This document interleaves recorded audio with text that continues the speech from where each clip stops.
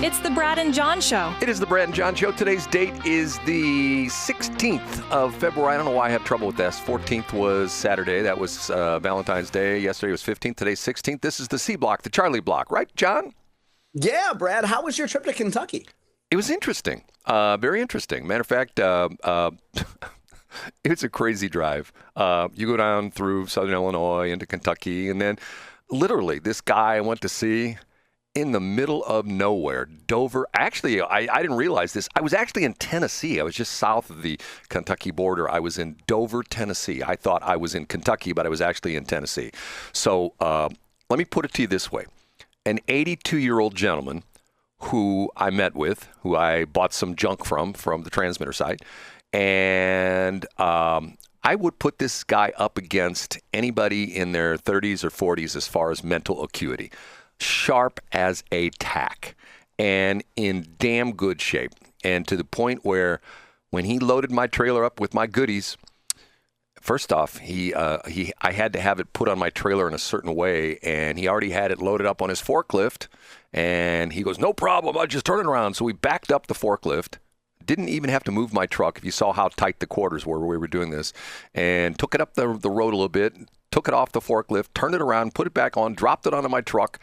And from the time I got there to the time I left, if I wouldn't have spent a couple of minutes just talking with him, sort of good old boy, Southern kind of talk, I would have been in and out in 10 minutes and got what I needed.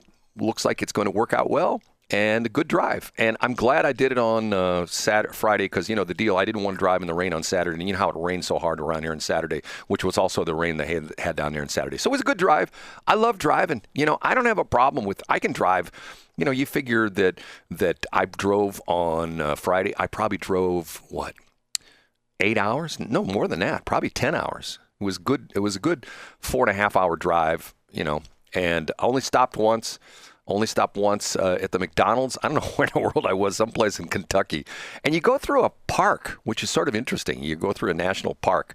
One of the roads that you go through actually takes you through the park. It's actually like a highway. It's sort of interesting going through the park. Because you know what the problem is going through the park, John? There's too many people. No cell service because they won't let them put up cell towers in the national park. Oh, my gosh. What a way to bring B block and C block together. How does a guy go about sourcing radio equipment from a guy in Kentucky? Like, how did you find this? Facebook. Okay, like Facebook Marketplace, or did you just put a call out to an old man radio group and said, "Hey, I'm looking for this part"? There are different things I'm involved with. If you need, what's interesting, there's all these little groups on Facebook. Some of them are very, shall we say, niche to be kind. Yeah, I can imagine. And you put a little post up on there. Matter of fact, that's how I got my previous transmitter, the one which is on the air to this day. I put a post on there, and matter of fact, I bought it on Facebook, and then I had a problem with the fact that it wasn't complete, and it was missing some parts. And I put a post on there, and a guy contacted me from, once again, it's all these southern states. This guy was in eastern Kentucky, almost all the way to West Virginia. And he says, "Hey, bring it down here. I'll fix it for you." And I did, drove it down there, and he fixed it for me. And I came back. That was like a long day. That was like 5 a.m. to like midnight kind of drive as well, too.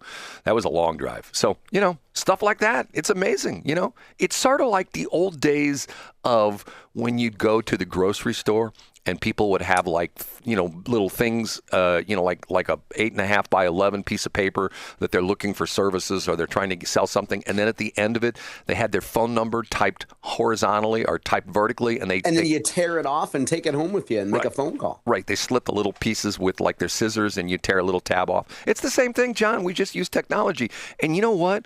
Back in the day, what they didn't realize was back in the day when you put that paper into your typewriter and you typed out that message that you put on the board at Schnucks or Deerberg's or on the old days National or Kroger or Bettendorf's or places like that, they don't realize that typewriter came from a data center.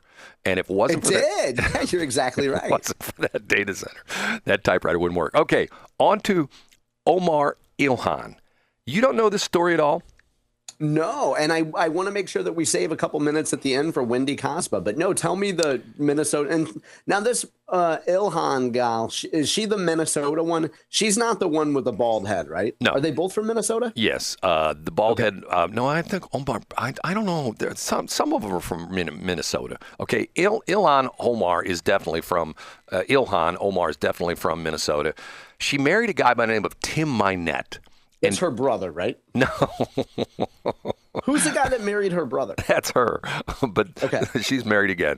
Okay, and Tim Minette is a businessman. Okay, and one of the things he had was a California winery. Okay, now, John, when you say California winery, and if you say Missouri winery, what comes to mind?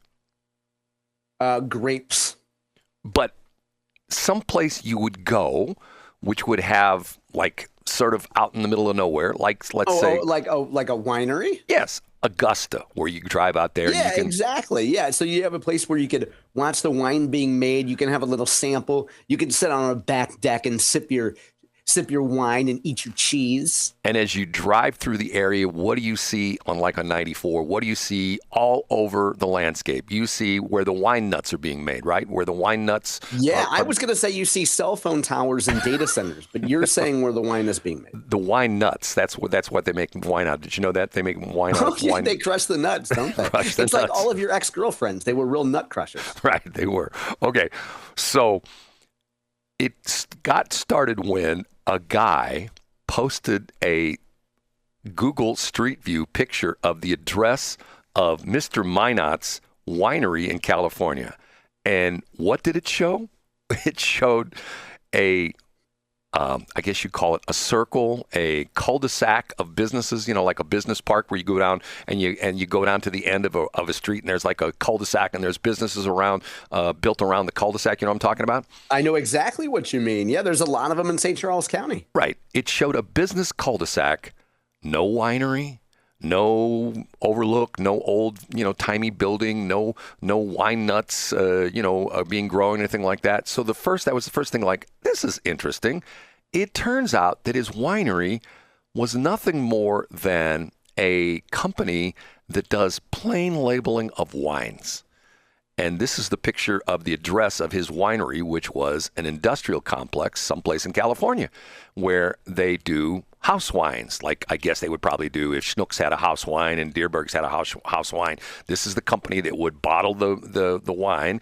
And to a certain extent, some people accuse some of the wineries in the St. Louis area of doing the same thing, that their wine is not really made there wherever they're at. It's actually made in California or someplace like that. And they just stick a label on it that says, hey, they slap a label on it. It's Missouri wine. This guy, yeah, so sorry to interrupt, Brad, but it would seem as though, so this guy is essentially saying he's got a winery, but he's really just doing private label relabeling of wine. Well, it wasn't him. He was just contracting somebody. And it gets more interesting because of the fact that on her congressional expense or congressional financial statement, it shows a couple years back that the winery was only worth small amount of money. And then I believe in the 2024 congressional financial statement, it shows the winery was worth $15 million. Okay. Now, hold on a minute. The story gets even more interesting because of the fact that when he married Ilhan, she told him, if you marry me, you have to convert to Muslim, which he did. Now, the interesting part of this is, how do Muslims look at alcoholic beverages, John? They don't consume alcohol. That's part of their strict ideology. Right. And not only you're not supposed to consume alcohol, you're not supposed to have anything to do with alcohol in your life, in your business, in your personal life. You're not even supposed to, when you drive by, Friar Tuck's or the old 905 stores, you're not even supposed to look at them. You're supposed to look away like, oh, can't even look at that. That's terrible, right? Okay. So it gets even more interesting that there are paparazzi who have taken pictures of Mr. Minette when he was courting Ilhan Omar before they were married. Mr. Minette is walking down the street with 2 6-packs of brewskis to go to Ilhan's house. Now, John, What do you think he was taking that 2 6-packs of brewskis to Ilhan Omar's place? Do you think they were going in there to like chop it into pieces and dump it down the drain because it's terrible God's venom or something like that? What do you think they were doing with those 6-packs of brewski? I think he probably needed it to get through an evening with Ilhan Omar. Like, don't you think, like, if you had to go through that process to end up getting married to a congresswoman, like, don't you think you would want to disassociate with drugs as much as possible? I'm scratching the surface on this. I've read several articles, and it's to the point where it's like, how is it that, like, Nancy Pelosi, when Nancy Pelosi first became a congressman, her net worth was $150,000, and now her net worth is $300 million. How is it that happens? How is it that Joe Biden, who was a quote-unquote public service his entire adult life, since the time he got out of law school, he never had a job in the public sector. I think he was a prosecuting attorney for a while, and then he was like some kind of a city alderman or something like that, and he ran for Congress or ran for Senate. He was a young guy when he ran for Senate. I think he was only 28 or 29. He spent his entire life making paltry sum, $150,000 back in the day when he first was senator, was probably making $80,000, $90,000. How's the guy got 4 houses? How's Bernie Sanders, who my youngest son adores, how's Bernie Sanders, once again, a public official, used to be the mayor of some city up there where he lives in New Hampshire, whatever it is. How in the world does he have 3 houses? How? And one of them's worth like $3 million. How is that? And he's a socialist. Explain that to me, John. I don't understand. I think first of all, I think that's a good question for you to call in and ask Dave Ramsey. I think he would probably come up with some sort of a drop that either you could use on the air or you could make a wacky AI jingle about it. I think just go ahead. Are you saying that?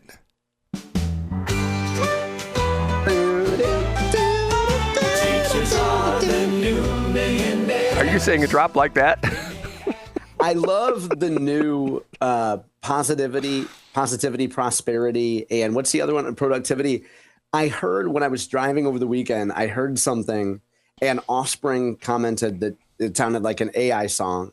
And then I listened closely, and I thought it was just a new commercial jingle. But it was your positivity, productivity, and prosperity. It was a jingle, a short jingle that I hadn't heard before, Brad, and I thought it was really good.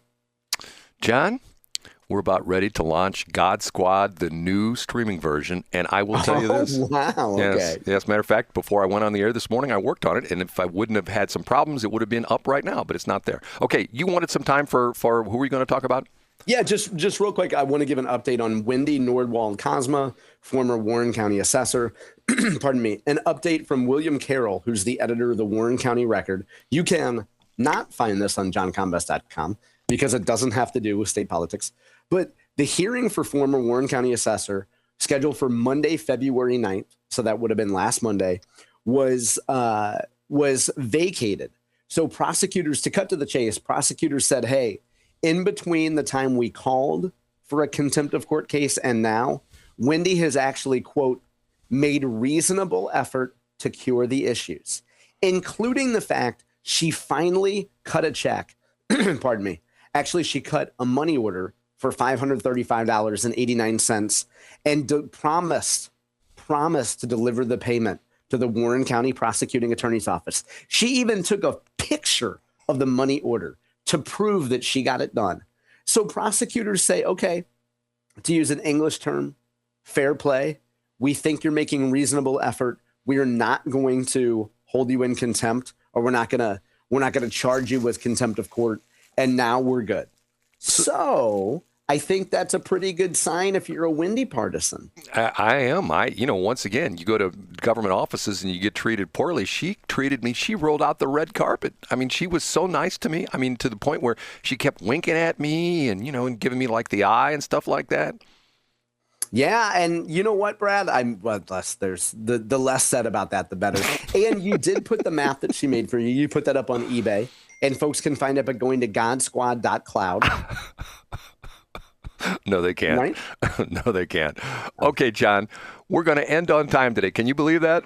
I can't believe it, Brad. I'll talk to you tomorrow. What in the world is wrong when we end on time? Okay, John, officially, it's